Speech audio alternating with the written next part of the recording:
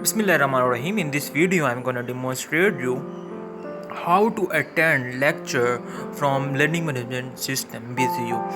So here you can see dashboard, some subjects. So I'm selecting small animal surgery because it is time for my small animal surgery lecture. So here you can see some options like attendance and all these things and the lecture.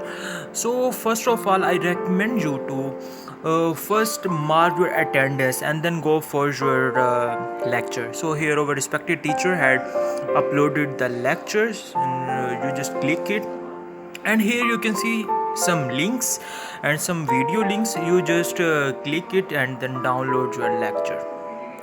Okay, I already had downloaded the lecture, so I am not downloading it now. So you just watch these videos, understand the concept, and then go back to the page. So here you can see a box in front of lecture. You just mark it. It means that you had reviewed the lecture, and thank you so much for watching the video. Stay safe. Allah Hafiz.